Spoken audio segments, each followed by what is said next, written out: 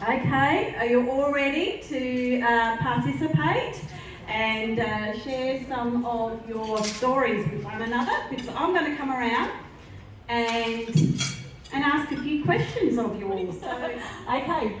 So Frank, the wonderful Frank, I know you're all going to love hearing from Frank, so I'm going to hold the mic. Thank you, Madam President. It's wonderful to hear from you. 1920, I just better get, no.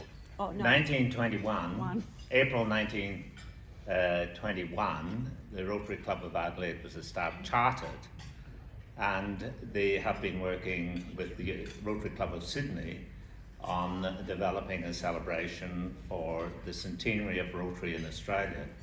So they've established a committee to work on projects, and they have 2 nominations from South Australia. I am one, and the District Governor is the other. So we are encouraged to make input and of course to develop our own celebrations in that respect. But just as importantly, 3 years later, this club will be celebrating its centenary, and under the leadership of our president, we have been developing and trying to develop projects that might actually be worthy of Rotary. So I know to date there are 4 submissions of things we might do in Adelaide, and we have 1 major project to do with Aboriginal well-being that has included Gildea and Freo. And so we're going along to actually try and put a major grant around that. So now, if anybody else has a great idea for our celebrations, our club, or for the national entity, just let me know and that'll be included. We've been in Allow for a few months, but we're going to be active now that South Australia is a safe place to live. Thank you. Now, I am going to go up to somebody else. Coming up to Joe McLaren here.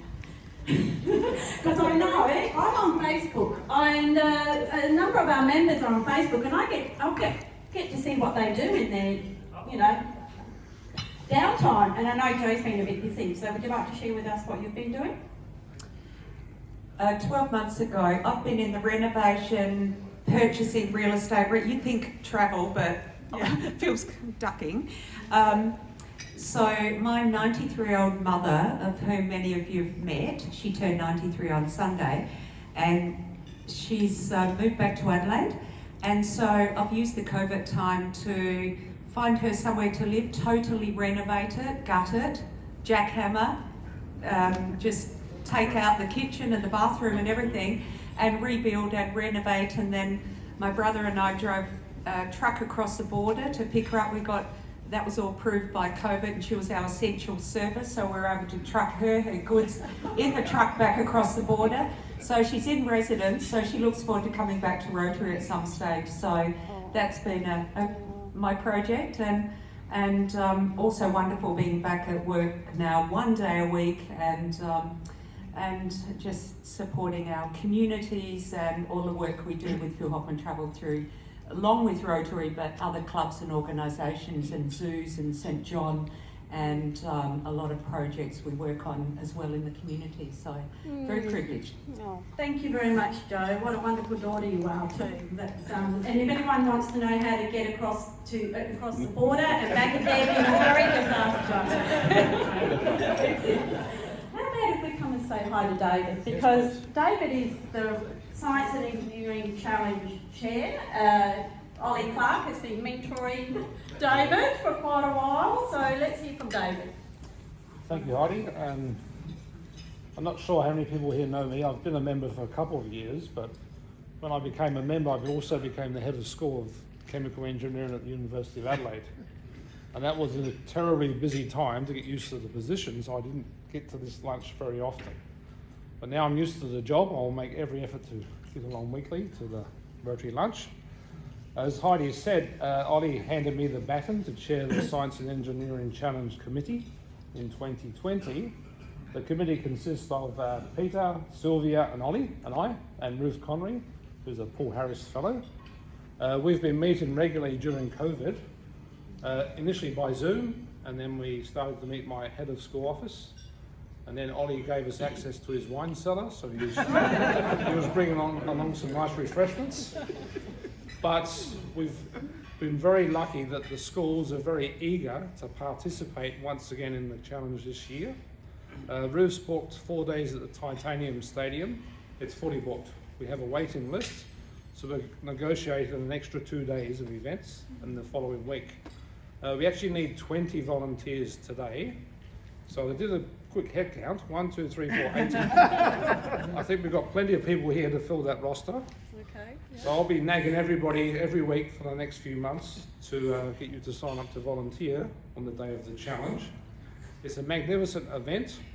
Last night I had a school advisory board meeting, which has many industry members, and everybody is very concerned about our children not being encouraged to do STEM at school. So these types of events are so important because the future of South Australia requires STEM skills. So without encouraging our kids to follow STEM into university, we're going to have a hard future ahead of us. So I look forward to everybody trying to support us in any which way you can. Thank you. Elizabeth Davis. Now, Elizabeth, tell us a little bit about what you've been up to over the last few months. Well, you might think that the not-for-profit sector has probably been dying on the vines. Well, it's quite the opposite. You might not have seen many events around, but from a philanthropic point of view, I think you can say philanthropy is extremely well. There are very few organisations that haven't exceeded their budgets at this time of the year. And so although they might have lost on an event, they have certainly gained a better understanding of just how generous Australians are. I can definitely say that the manner in which the sector is changing has been vastly increased. I mean, cheques won't be in existence anywhere in the next few months. And very much that more organisations are gravitating to the East Coast. South Australia is losing them hand over fist. So that is going to continue to be the bleed from South Australia, unfortunately. The not-for-profits will become very small in this state, with them being run directly from the East Coast. So all of these things have been positives and negatives over the last 3 months, but industries in change like so many others we have in Australia. All right, now I'm going to go back over to the other side of the room. Florian Plokel, he's been in ISO for a long time because he's been overseas. So would you like to tell us a bit about your story? So I've been in Germany on a work research fellowship when this whole thing started. Then obviously my flight got cancelled. After a couple of weeks in my childhood bedroom, I kind of decided that it might be time to get back to Australia. What do you do? Get a travel agent, book a flight, get to the airport. And I have to say, if international air travel could be as nice as it was during this whole pandemic, it would be great. Literally, like, nobody at the airport. We had more people checking us in than actually checked in. We literally had a A350, 400 people plane with 4 people on board. Oh. So you had like your private travel kind of flight attendant. It was all perfectly nice. I mean, the second flight from Doha to Melbourne had 30 people on board, so okay, fine, but we still were boarding by zones and everything. Then in Melbourne, the fun part started because obviously now you are a guest of Your Majesty's government. And the hotel name might be familiar. I actually stayed 2 weeks in the Stamford Plaza Hotel, which, if you follow the news, had certain kind of issues the last couple weeks. Did you cause any of those problems? Well, I kind of... I barely... no, the guest above me flooded his bathroom, so I kind of had water leaking from the roof. I have to say no, because, well, the security guard was sitting outside, but I probably spent less time talking with him than I spent with, I don't know, basically talking to anyone else. You only hear occasionally get a roll check kind of thing, or like that, like the walkie-talkies, and you get these corridor 13 west, please check in, and they're like, okay. But yeah, in 2 weeks' time, the fun part was the hotel room was nice, but I had essentially no natural light and no fresh air. So you spend 2 weeks under kind of artificial light and air conditioning. Oh, that's really sad. Well, the fun part was you have jet lag and you have no natural light. You lose all sense of time. That is sad.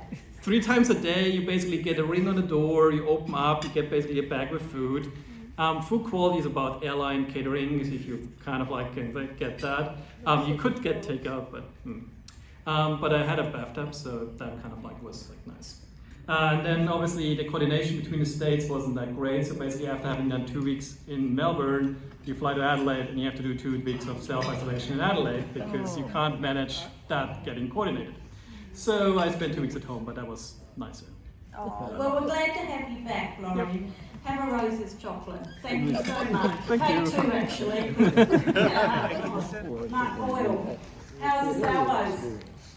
Well, we've had to learn how to do a door knock without doing a door knock. After 55 years of knocking on people's doors and standing in shopping centres, we've had to learn how to conduct our Red Shield appeal without interacting with any people, which was interesting. So we've learned a whole lot of stuff. We've learned to do the door knock on a digital platform, and whilst it's not as successful as we would if we were standing in shopping centres, it has been reasonably successful. People have still been very generous to the Salvation Army, and our online donations across the nation have gone up in this year. So we thought it would be a very bad year, but it hasn't turned out to be too bad, but we've had to learn a lot of lessons and learn how to do things a new way.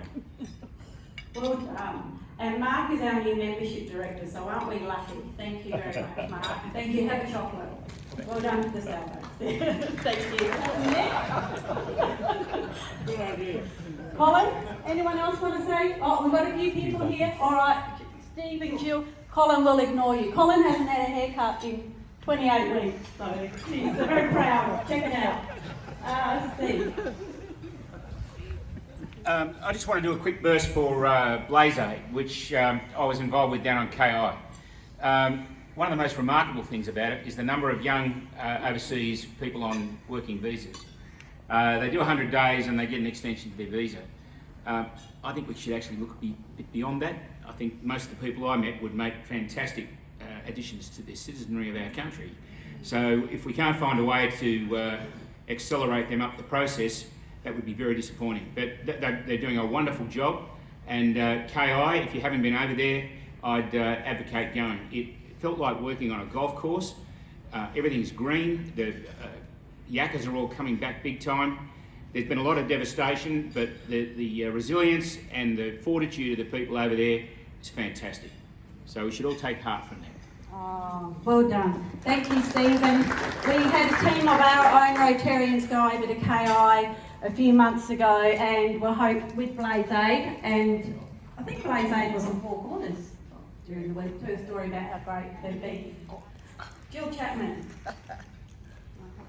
Thank you, Heidi, and I'd like to echo Steve's comments because I was part of that trip as well, and it was absolutely fantastic. So if you can get over there and support the locals, I'm heading over again in the next couple of months to do some more work through MOSH with resilience and wellbeing over there as well.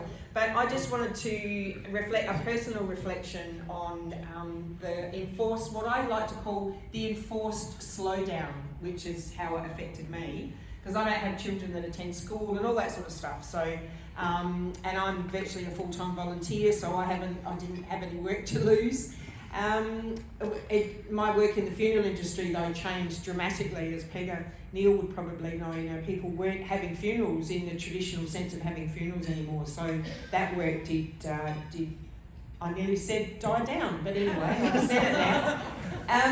But what I found was that my husband would look at me in the morning and say, who is this person who's at home? It is actually finishing some of the unfinished projects around the place. So you can call me the queen of the unfinished project. And so some of the furniture that I had half restored, paintings that I had half finished and so forth, not my own paintings, actually got finished. So I use that time, I guess, a little bit like not such a major production, but to finish off some projects that are really nice to actually see finished. 2 chocolates for Jill. Finishing off projects has been a wonderful achievement. Thank you very much. Thank you for sharing your experiences today. We will be back. I'll just turn this off.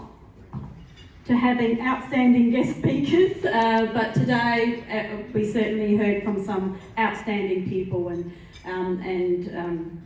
which is what Rotarians are all about. People of perseverance and leadership, compassion, and very welcoming. So thank you so much.